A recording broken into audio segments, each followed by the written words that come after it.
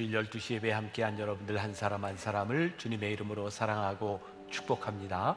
오늘은 특별히 우리 바이올린 정유진 우리 학생인데 이제 시험을 앞에 두고 있습니다. 우리 나정아 집사님과 함께 연주해 주셨는데 잠깐 일어나 보실까요? 네, 또 잘 커서 하나님 나라의 큰 일꾼 되도록 우리 박수로 축복하겠습니다. 고맙습니다. 자, 아직도 이제 모니터 앞에서 예배 드리는 분들이 많이 있는데 우리 함께 인사하면 좋겠습니다. 다음 주부터 뭐가 다가오고 있죠? 이열치열 부흥회. 자, 이열치열 부흥회가 다가옵니다. 한번 두 손 흔들어 인사합시다. 시작. 이열치열 부흥회가 다가옵니다. 네, 고맙습니다. 이렇게 손만 흔드는 것이 아니라 이제 다음 주 토요일부터 이제 김동호 목사님, 김문은 목사님 그리고 김병삼 목사님, 네, 이렇게 세 목사님이 함께 인도를 하게 되는데 중요한 것은 토요일부터 주일 3번의 예배 4번의 다른 메시지가 선포됩니다. 부흥회입니다. 여러분들이 가능하면 오프라인에 오셔서 예배를 드리면 좋겠고 주일날 예배를 여러 번 드리는 분을 위해서 푸드코트가 준비되어 있습니다. 여러분들이 간단하게 드시고 예배 드릴 수 있도록 또 이제 코로나가 많이 이렇게 좀 창궐하기 때문에 밖에서 여러분들이 그 에어컨디션을 이렇게 좀 에어컨을 잘 밖에 설치해서 여러분들이 밖에서 드실 수 있도록 준비가 되고 있으니까 잘 기억하시고 이번 토요일부터 이열치열 부흥회에 잘 참석해 주시면 좋을 것 같습니다. 그리고 우리 목요 찬양 예배 더 무브라고 하는 그런 주제를 가지고 움직이는 교회 이번 목요일 마지막 제가 말씀을 마감하면서 7월 한 달 마치게 됩니다. 여러분들 함께 기도하고 찬양하는 일에 함께 해주시면 좋을 것 같습니다. 자, 오늘 인생의 질문 말씀으로 답하다 마지막 시리즈 시간이 되겠습니다. 오늘 다시 한번 고통에 대한 문제를 다루어 보려고 하고요. 몇 주 전에 박위 형제와 함께 우리들의 고통에 대한 문제를 다루었는데 오늘 말씀의 제목은 고통의 문제 공평하지 않아, 이런 제목으로 말씀을 나누어 보려고 합니다. 이 악과 고통에 대한 문제는 인류 역사를 통틀어서 계속되고 있는 풀리지 않는 문제 가운데 하나죠. 아마 오늘 예배를 드리고 있는 여러분들 가운데도 우리의 인생의 고통에 대한 문제를 가지고 고민하고 힘들어하는 분들이 많이 있을 것 같아요.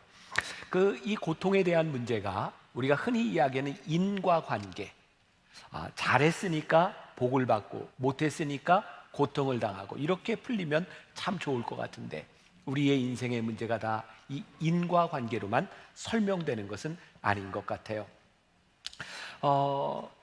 왜 이런 인과관계로 이 선악의 구도가 풀리지 않을까? 가만히 보면 이 선과 악에 대한 문제를 이해하는 것도 굉장히 주관적이라는 생각이 들어요. 아마 지금 세계에 있는 많은 사람들이 어려움을 당하는 문제 가운데 하나가 러시아와 우크라이나의 전쟁 때문이죠. 아마 우리 같으면 빨리 이 전쟁이 종식됐으면 좋겠다. 그리고 이 전쟁을 일으킨 주범인 러시아에 대해서 부정적인 시각을 가지고 있어요. 근데 러시아 사람들에게 설문을 조사했는데 러시아 우크라이나 전쟁에 대해서 어떻게 생각하느냐라고 했더니 러시아 국민의 80%가 그 전쟁에 대해서 긍정적으로 그 전쟁을 이겨야 된다는 그런 설문조사를 보게 되었어요. 그러니까 이 선과 악이라고 하는 문제가 이게 절대적이지 않다는 거죠. 누구의 입장에서 보느냐에 따라 선과 악에 대한 문제가 다르게 보여져요. 그래서 우리는 선과 악 또는 이 고통에 대한 문제에 대해서 공평하지 않아 라고 이야기하지만 이것이 또한 절대적일 수 없다는 것도 우리는 알고 있어요. 그래서 많은 도덕론자들 또 지혜서 기자들은 이 문제를 풀어가려고 많이 애썼죠. 성경에는 지혜서가 5가지가 있어요. 욥기, 시편, 잠언, 전도서, 아가서. 이 지혜서도 이 고통에 대한 문제를 다르게 보고 있어요. 먼저 이 잠언서에 보면 우리들이 흔히 이야기하는 인과관계를 가지고 권선징악을 가지고 이 악에 대한 문제를 보려고 하죠. 잠언 1장 7절에 보니까 여호와를 경외하는 것이 지식의 근본이거늘 이렇게 말씀하면서 1장 33절에 오직 내 말을 듣는 자는 평안히 살며 재앙의 두려움이 없이 안전하리라. 그러니까 하나님의 말씀을 듣고 잘 살면 너희들 안전할 것이야. 이건 굉장히 보편적입니다. 그런데 보편적인 것이 100% 완벽하게 다 적용되는 것은 아닌 거예요. 우리가 하나님의 말씀을 잘 듣고 말씀에 순종하며 살아가는 우리들에게도 고통이 오는가 하면 저건 정말 나쁜 사람 같은데 잘 먹고 잘 살고 있는 것처럼 보이기도 하죠. 그래서 이 고통에 대한 문제를 조금 더 깊이 들어가서 욥기에서는 조금 다르게 설명하죠. 자, 욥기 1장 1절에 나오는 욥의 모습을 보세요.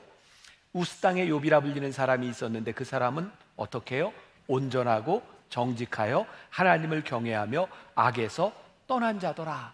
근데 우리가 잘 아는 것처럼 욥이 아주 극심한 고통을 경험하게 되죠.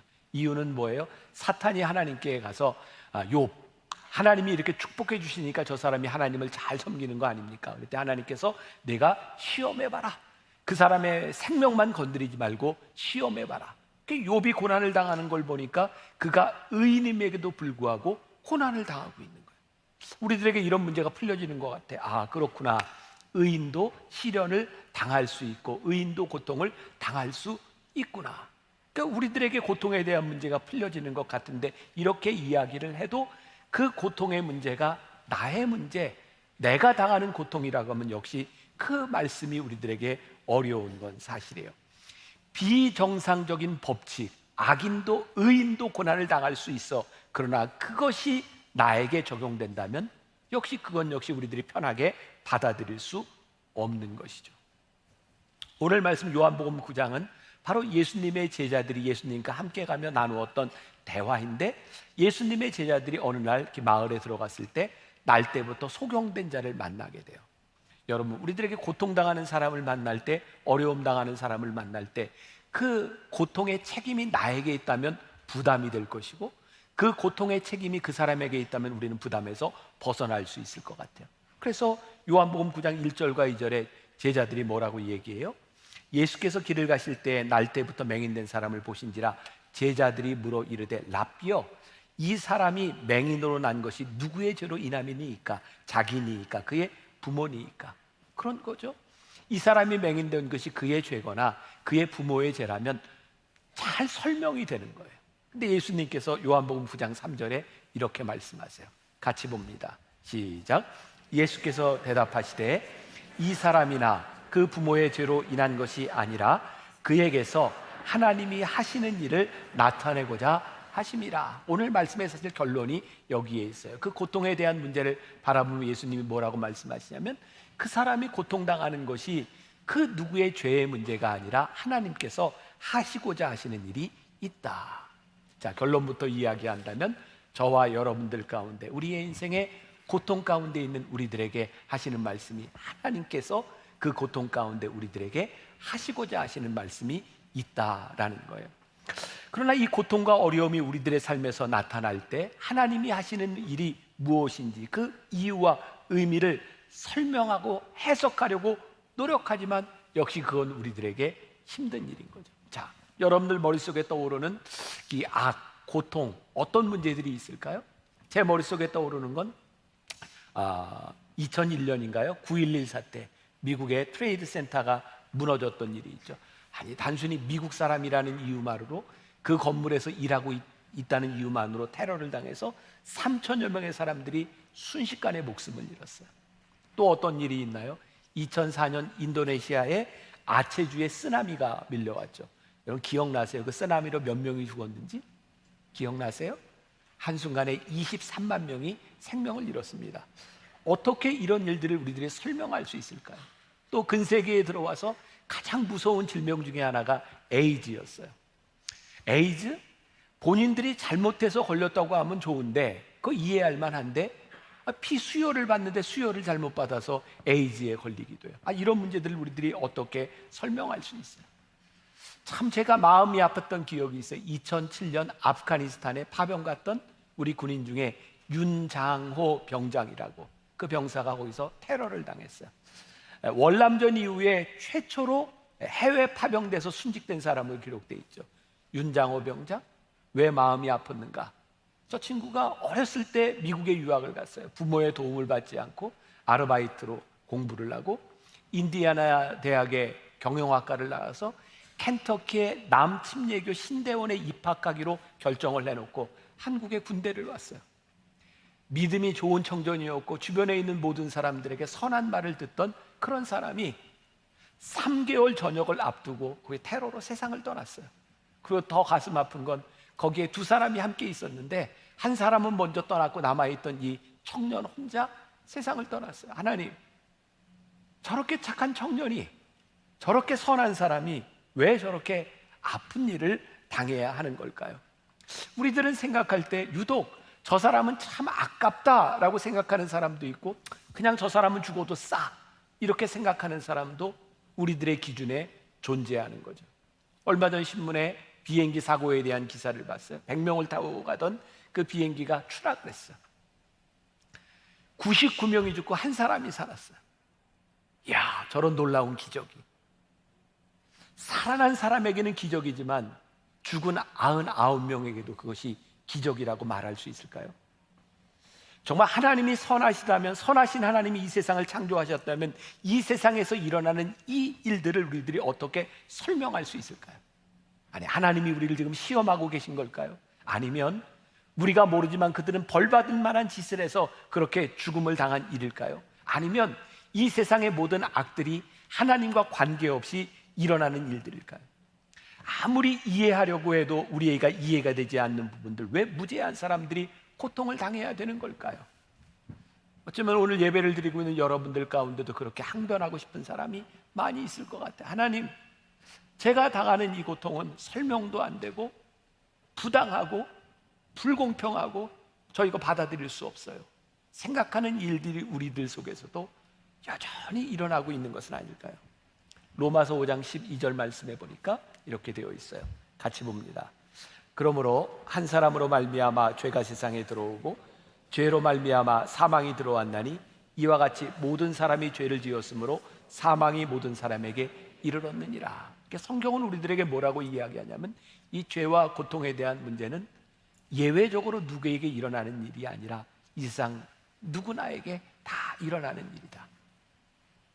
우리에게 죄가 들어옴으로 인하여 이 죽음에 대한 문제는 모두에게 다 일어나는 일이다 라고 말씀하고 있어요. 그러니까 이 고통과 죄에 대한 문제는 성경적으로 볼 때 선과 악에 대한 인과관계로 설명되는 것이 아니라 모두에게 올 수 있는 문제, 고통은 여러분이나 저에게 모두에게 올 수 있는 문제라고 이야기하고 있어요.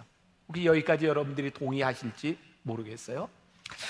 조니 에릭슨 타다라고 하는 여인이 있습니다. 한번 사진을 보여주시면 전형적인 미국 백인 여성입니다.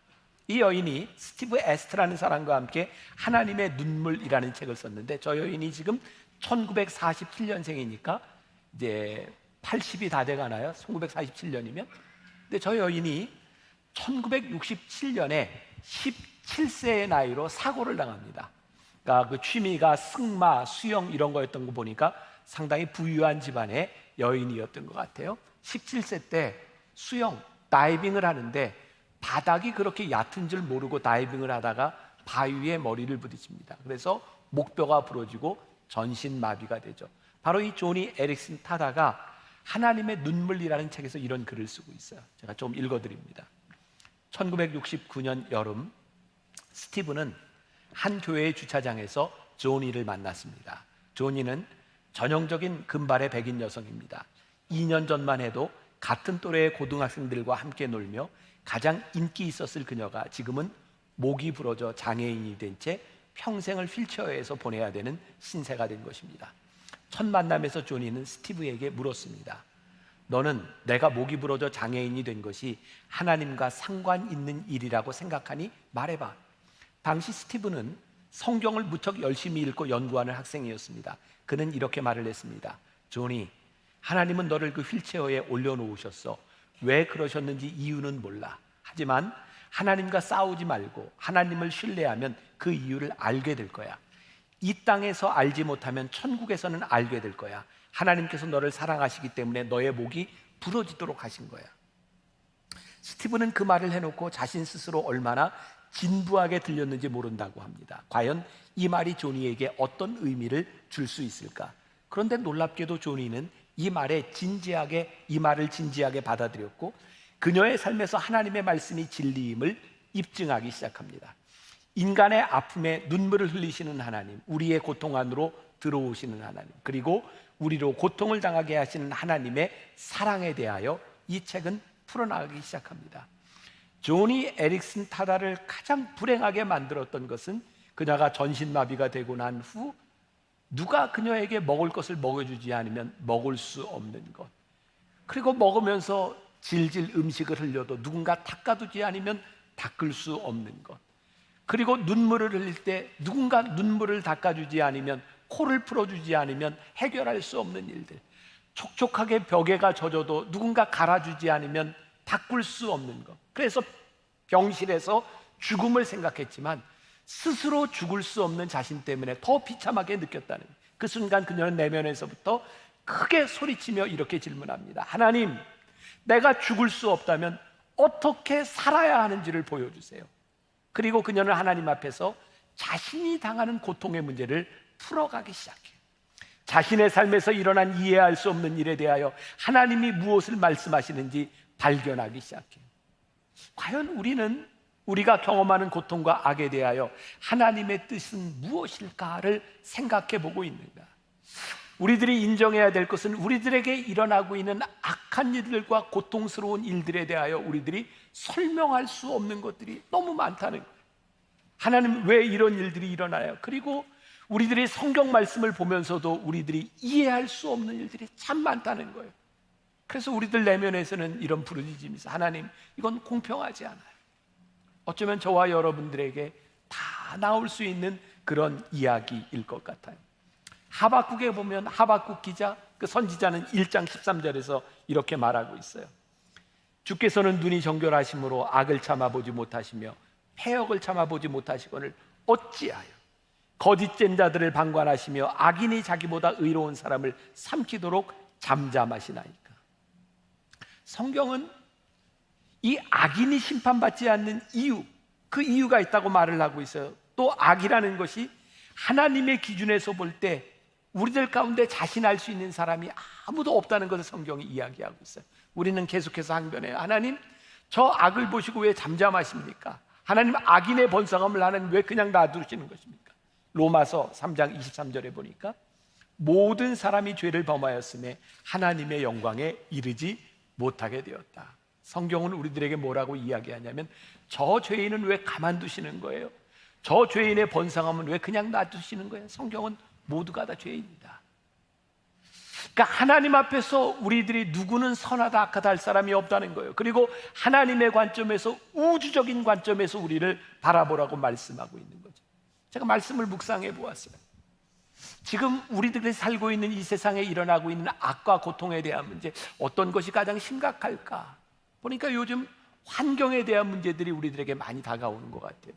유럽은 지금 40도가 넘는 펄펄 끓는 더위를 경험하고 있어요. 이제 북극에도 지금 이 시즌에 반팔을 입고 있다고 이야기를 하니까, 그런가 하면 여기저기에서 홍수와 태풍들이 일어나고 있어요. 어떻게 이런 악들이 일어나고 있을까? 가만히 생각하면 그 악에 대하여 우리들이 무관하지 않아요. 이 중에 냉장고 안 쓰는 사람이 있어요? 자동차 안 타는 사람이 있어요?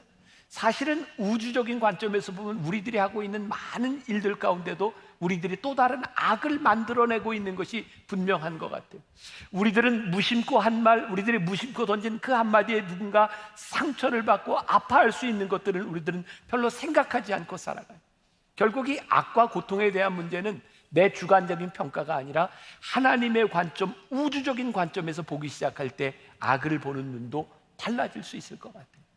베드로후서 3장 9절에 보니까 주의 약속은 어떤 이들이 더디다고 생각하는 것 같이 더딘 것이 아니라 오직 주께서는 너희를 대하여 오래 참으사 아무도 멸망하지 아니하고 다 회개하기에 이르기를 원하시느니라. 우리는 왜 저 악인은 심판하지 않으시나요? 하나님은 무능하신가요? 우리를 사랑하시기에 참으시는 일이라고 하는 것을 우리들이 잊고 살 때가 있어요. 그 악인뿐만 아니라 우리와 같은 악인을 하나님이 참으시며 심판을 유보하고 계시다고 하는 것을 우리는 잊고 살 때도 있어요.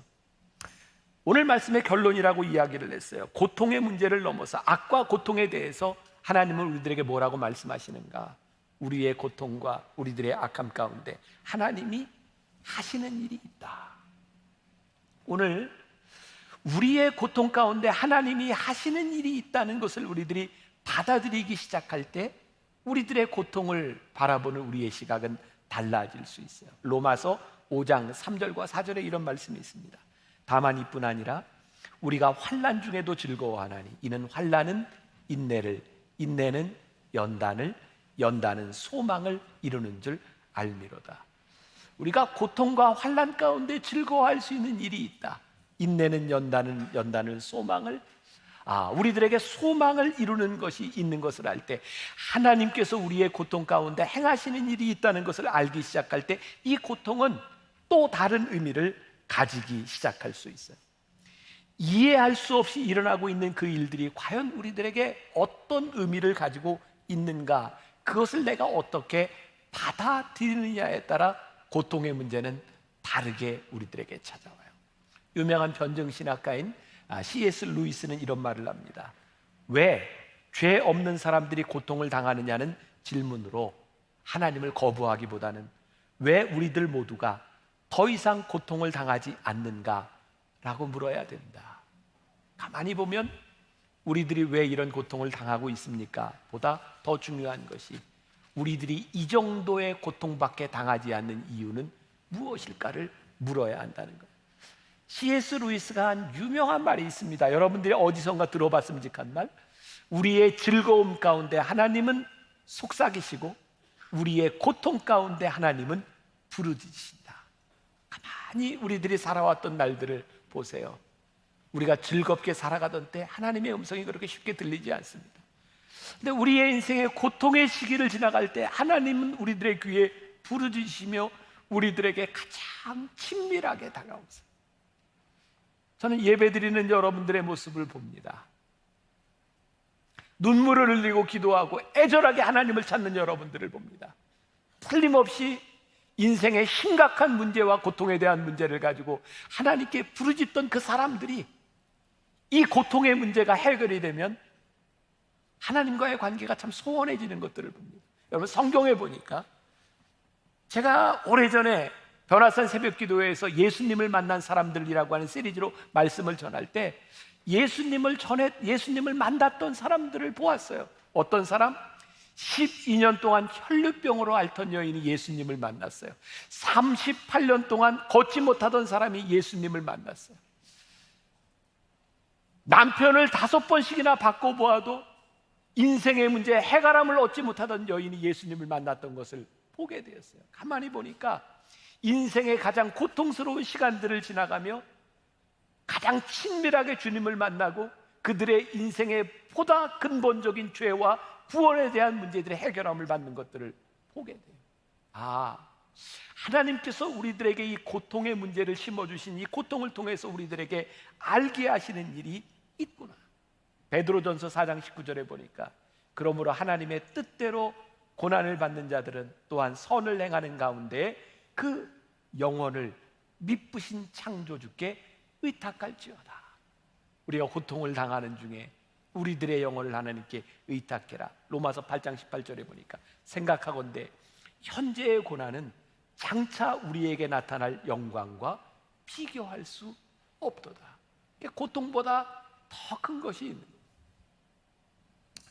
이번 주간입니다. 제가 사람들과 함께 이렇게 앉아 있는데 옷을 다 이렇게 바지까지 입고 있는 상태에서 제 다리가 따끔했어요. 이게 뭔가, 근데 이 통증이 가시질 않는 거예요. 며칠째 다리가 막 붓기 시작하고 가서 보니까 버리저를 쏘고 간 거예요. 그래서 다리에 주사를 지금 3방을 맞았어요. 지금 이제 거의 낫는데 갑자기 그런 생각이 드는 거예요. 하나님, 왜 나예요? 4명이 똑같이 있는데 왜 나예요? 그래 드는 생각이, 그러면 네 아내를 쏘랴? 이 4사람 중에 벌이 나를 쏜 이유는 그렇게 심각한 것이 아니에요. 그 중에 누군가 아픔과 고통을 당할 수 있는 일이에요. 여러분들 가운데 일어나는 그 고통의 일들이 누군가에게는 일어날 수 있는 일이라는 말씀이에요. 지난주에 제가 10시 예배를 마치고 갑자기 목이 잠겼어요. 지난주에 이 12시 예배 영상으로 우리 예배를 드렸잖아요. 소리가 갑자기 나오지 않는 거예요. 하나님, 왜요? 하나님, 왜요? 제가 나쁜 짓 해요? 설교하는 거 아니에요. 왜 목이 잠겨요? 근데 이번 주간을 지나가는 동안 제가 집에 가보니까 어떤 분들이 목사님 목 아프지 마세요. 그래서 목에 좋은 걸 갖다 놓고 뭐 또 갖다 놓은 분들이 있어요. 제 마음에 느껴지는 거예요. 아, 내가 이 목이 잠기지 않았다면 교인들이 저를 이렇게 생각하고 사랑하고 감싸주고 저를 염려하는 이 사랑을 제가 느낄 수 있었을까? 사실은 목이 잠기고 힘들다고 생각하는 그 어떻게 보면 작은 고통, 그것들을 통해서 하나님께서 제 삶에 깨닫게 하시는 큰 사랑이 저에게 있는 거예요. 하나님을 믿고 고통받는 것이 우리들의 삶의 필수 과정은 아니지만 하나님의 계획 속에는 우리들의 인생의 고통도 포함되어 있다는 사실을 우리들이 인정할 수밖에 없어요. 하나님은요, 우리들이 고통받는 것을 즐겨하거나 원하시는 분이 아니에요. 그래서 예수님께서 공생애를 사실 때 고통받는 우리 인간들의 아픔을 치유해 주셨고 우리의 어려움들을 고쳐주셨고, 하나님은 우리들의 고통 가운데 살아가기를 원하시는 분이 아니에요. 그런데요, 모든 사람들의 고통의 문제를 다 해결해 주시지 않았어요. 그리고 우리들이 사는 이 세상 가운데 본질적으로 고통이 없어져야 된다는 것을 의미하지도 않아요. 우리들이 사는 삶의 고통은 여전히 우리들 가운데 찾아오는 문제입니다. 사도행전 9장 16절에 보니까 그가 내 이름을 위하여 얼마나 고난을 받아야 할 것을 내가 그에게 보이리라 하시니, 이게 뭐예요? 사도행전 9장에 사울이, 아직 바울 되기 전에 사울이었던 바울이 회심하는 장면, 그리고 하나님을 믿게 될 때 그가 얼마나 고난을 당해야 될지를 하나님이 보여주셨다는, 빌립보서 1장 29절 같이 한번 볼까요? 그리스도를 위하여 너희에게 은혜를 주신 것은 다만 그를 믿을 뿐 아니라 또한 그를 위하여 고난도 받게 하려 하심이라. 그러니까 여러분들, 우리 믿는 자에게 고난이 면제되지 않는다는 거예요. 그러니까 여러분, 우리 하나님 믿는 사람이 고난을 당하는 거 자연스러운 일이다, 안 자연스러운 일이다? 자연스러운 일이다. 근데 우리들에게 의문이 또 생기네요. 그래요, 내가 예수님 믿으며 하나님 믿는 것 때문에 고난받는 거, 그거 제가 이해할 수 있어요. 받아들일 수 있어요. 그런데 왜 원치 않는 질병으로, 원치 않는 사고로 우리들이 고난을 당해야 되냐고요. 몇 번 여러분들의 결론을 먼저 말씀드렸어요. 그 일을 통해서 하나님이 너희에게 하시고자 하는 일이 있다. 저는 오늘 예배를 드리면서 감사한 게 있어요.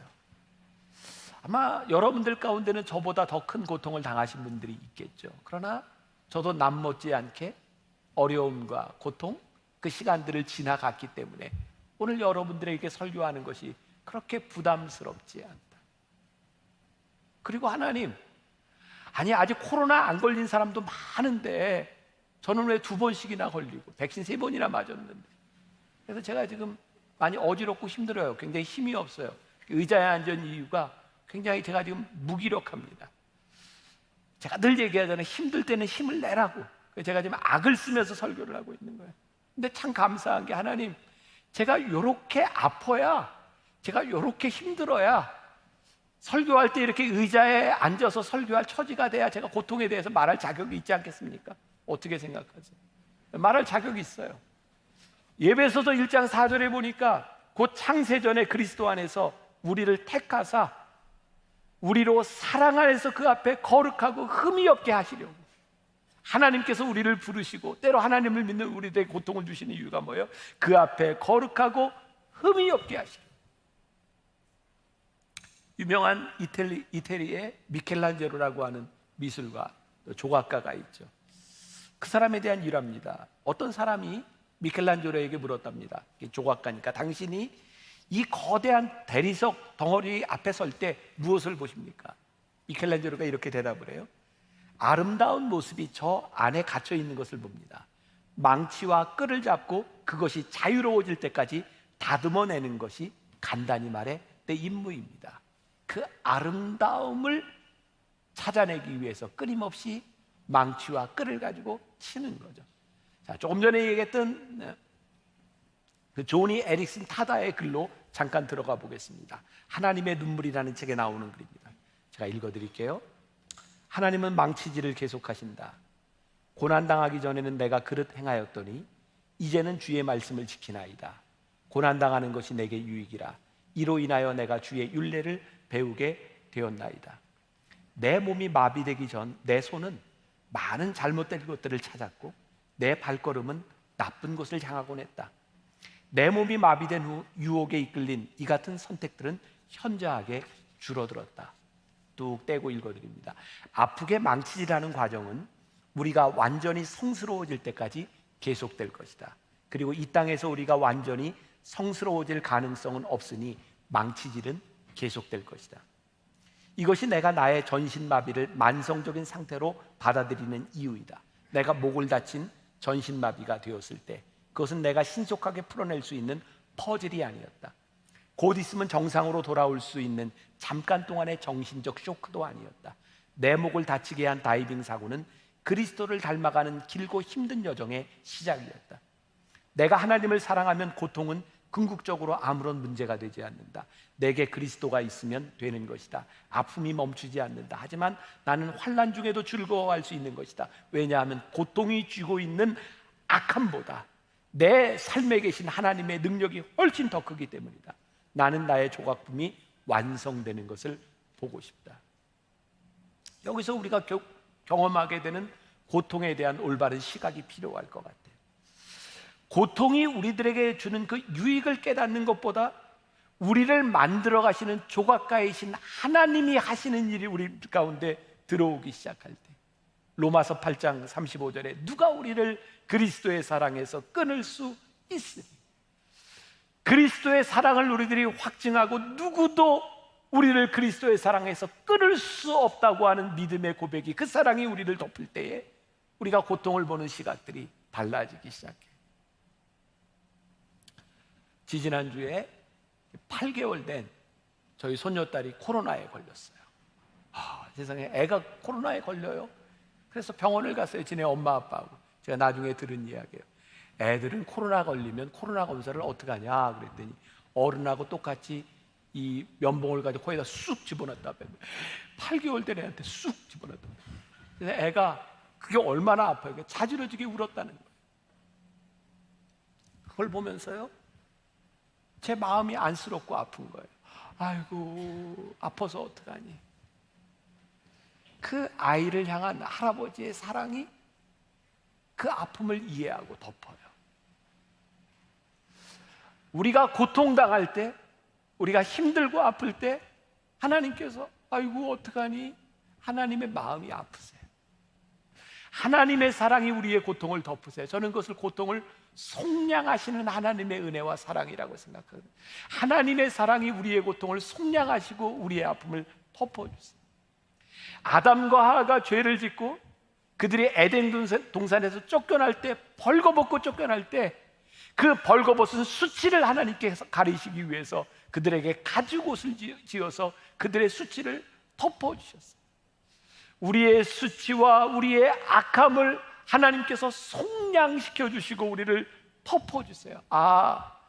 내 인생의 고통과 내 인생의 고난 가운데서 속량시키시는 하나님의 은혜가 나에게 있구나. 마이클 프로스트는 그의 책 일상 하나님의 신비에서 이런 도전적인 질문을 하고 있어요. 그분이 우리에게 보내시는 셀 수 없는 많은 눈길, 그것을 알아볼 수 있는 눈이 우리들에게 있는가? 오늘 우리들이 당하는 고통의 문제 가운데, 악함에 대한 문제 가운데 우리들이 해결하지 못하고 하나님 이건 불공평해라고 생각하는 그 문제들 가운데 하나님께서 우리들에게 보이시는, 셀 수 없이 우리들에게 보이시는 하나님의 눈길을 우리들이 알아볼 수 있는가? 저에게 떠오른 찬양이 있었어요. 하나님께로 더 가까이 갑니다. 고통 가운데 계신 주님, 변함없는 주님의 그 신사랑 영원히 주님만을 섬기리. 하나님께로 더 가까이, 하나님께로 더 가까이 갑니다. 고통 가운데 계신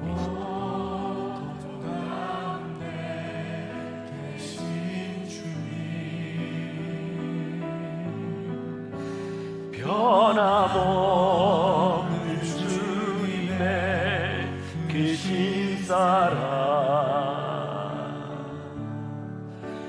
영원히 주님만을 섬기. 고통 가운데 하나님께로 더 가까이 나아가는구나. 우리의 고통을 속량하시는 하나님의 은혜와 자비를 우리들이 고통 가운데서 경험하는구나. 고통은 힘든 거예요. 아픈 거예요. 그래서 고통을 당할 때 우리들이 하나님 왜? 하나님 이건 너무 불공평해요 라고 말할 수 있어요. 저도 그렇고 여러분들도 그래요. 그런데 가만히 보니까 이 고통 가운데 우리들이 하나님께로 가까이 나아가요. 그리고 시편 기자의 고백이 생각이 났어요. 주의 인자는 끝이 없고 그의 자비는 무궁하며 아침마다 새롭고 늘 새로우니 주의 성실이 큼이라. 성실하신 주님, 주의 인자는 끝이 없고 그의 자비는 무궁하며 아침마다 새롭고 늘 새로우니 그의 성실이 큼이라. 고통 가운데 우리들이 하나님 앞에 가까이 나아갈 때 우리들이 고백하는 게 주의 인자하심과 주의 자비가 아침마다 새로운 그 하나님의 인자와 자비를 우리들이 고백해요. 주의 인자는 끝이 없고 그의 자비는 무궁하며 아침마다 새롭고 늘 새로우니 주의 성실이 큼이라. 성실하신 주의 인자는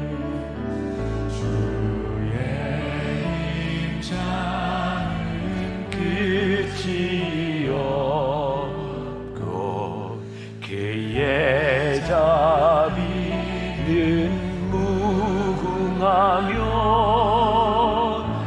아침마다 새롭고 늘 새로우니 주의 성실이 큼이라. 성실하신 주리. 고린도후서 12장 9절에서 사도 바울이 이런 고백을 하고 있어요. 그러므로 도리어 크게 기뻐함으로 나의 여러 약한 것들에 대하여 자랑하리니 이는 그리스도의 능력이 내게 머물게 하려 함이라. 나의 약한 것들에 대하여 자랑하리니 이는 그리스도의 능력이 내게 머물게 하려 함이라. 나의 고통에 대하여 하나님께 내가 자랑할 수 있는 것, 오늘도 그의 인자와 그의 자비하심이 오늘도 나에게 새롭고 오늘도 나에게 새롭고 우리의 고통을 속량하시는 하나님의 은혜와 자비하심을 우리들이 오늘도 새롭게 경험할 수 있는 것, 그것이 나에게 은혜임을 고백합니다. 우리들의 삶에서 고통과 불행을 제거하는 것 중요한 일이에요. 하나님도 우리들이 불행과 고통 가운데 살아가는 거 원치 않으세요. 그러나 더 중요한 것은 그 가운데에서 하나님의 신비한 손길을 우리들이 경험하고 그 고통을 속량시키는 하나님의 은혜를 발견하는 것이 우리들에게 훨씬 더 중요합니다. 그래서 우리가 하룻밤을 자고 새롭게 눈을 뜰 때에 오늘도 하나님의 자비하심과 하나님의 은혜가 주의 성실하심이 오늘 나에게 새롭구나라고 고백할 수 있는 것입니다. 유명한 엘리자벳 엘리엇이 전능자의 그늘이라는 책에서 그의 남편 짐 엘리엇이 아우카 부족에게 무참하게 살해당해서 사람들이 5명의 젊은이들이 죽은 일을 가지고 What a waste! 이게 웬 낭비냐라고 이야기하고 이게 뭐하는 짓이냐고 이야기할 때 엘리자벳 엘리엇은 이야기하죠. 이것은 낭비가 아닙니다. 우리 남편의 죽음을 속량시키셔서 하나님께서 나로 하여금 그 남편을 죽였던 그 부족에게 복음을 들고 들어가게 하셨고 그들에게 복음을 전하게 하셨습니다. 내 남편의 죽음과 고통은 헛된 것이 아니라 하나님의 은혜로 속량될 것입니다. 그리고 하나님의 은혜와 하나님의 자비하심을 선포해요. 하나님께서 우리의 고통 가운데 하시고자 하는 일이 있다. 우리의 고통을 속량시키시는 하나님의 은혜와 하나님의 자비가 여러분들 가운데 임하기를 주님의 이름으로 간절히 축원합니다. 주의 자비는 끝이요, 그의 자비는 무궁하며 아침마다 새롭고 늘 새로우니 주의 성실이 금이라. 성실하신 주의 인자는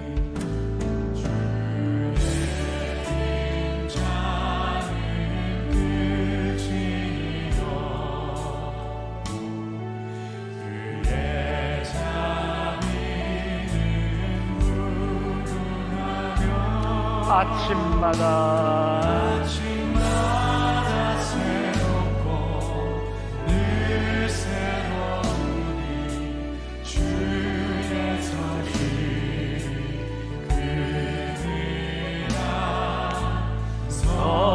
성실하신 주의 인자는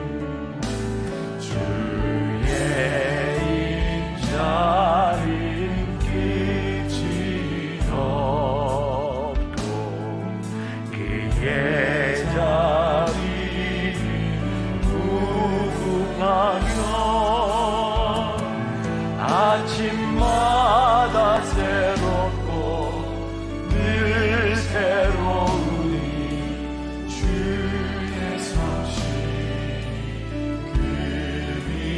금이라. 성실하신 주. 하나님, 오늘 예배한 우리 성도들 가운데 깊은 고통과 아픔의 시련 가운데 몸부림치는 사람이 있습니까? 하나님, 이건 정말 공평하지 않아요. 왜 나에게 이런 일들이 일어나는지 하나님 공평하지 않다고 절규하는 사람들이 있습니까? 오늘 하나님께서 오늘 우리들에게 찾아오셔서 내가 너의 고통 가운데 하고자 하는 일이 있다. 내가 너의 고통과 아픔을 나의 사랑과 은혜와 자비로 속량했다. 우리를 품으시고 우리를 안으시는 하나님의 손길을 우리들이 고백할 수 있는 우리 귀한 성도들이 될 수 있기를 간절히 소원합니다. 하나님, 누가 이 세상의 고통 가운데 자유로울 수 있겠습니까? 그러나 우리는 우리의 고통을 속량시키시는 하나님의 은혜로 이 고통 가운데 자유함을 선포할 수 있는 놀라운 권세를 가진 사람들입니다. 오늘 우리의 인생 가운데 찾아오셔서 일하시는 하나님, 우리의 인생을 붙들어 주시는 놀라운 하나님의 은혜를 간증하고 고백할 수 있는 우리 귀한 믿음의 성도들이 되게 하여 주옵소서. 지금은 우리 주 예수 그리스도의 은혜와 하나님 아버지의 무한하신 사랑과 성령의 인도하심이 우리의 고통을 속량시키시는 하나님의 은혜를 믿으며 이 세상으로 담대히 나아가는 당신의 사랑하는 모든 백성들 위해 지금부터 영원까지 함께 하시기를 간절히 축원하옵나이다. 아멘.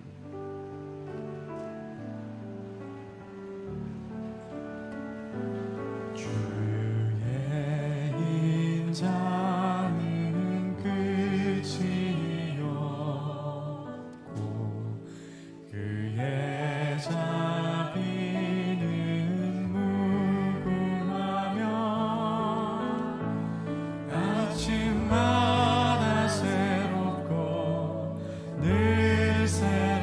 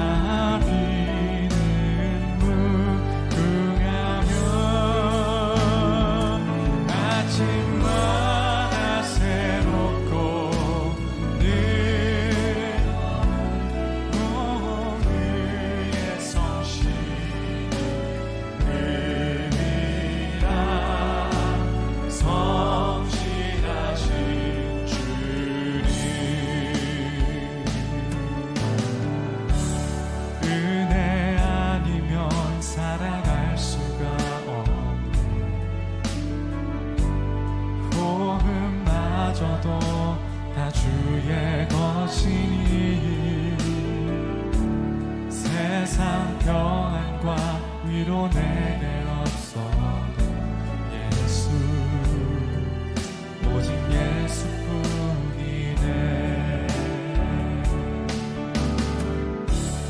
은혜 아니면 살아갈 수가 없네.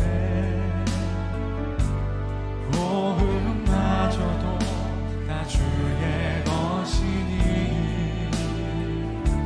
세상 평안과 위로 내게 없어도 예수 오직 예수뿐이네. 그 신계획 다 볼 수도 없고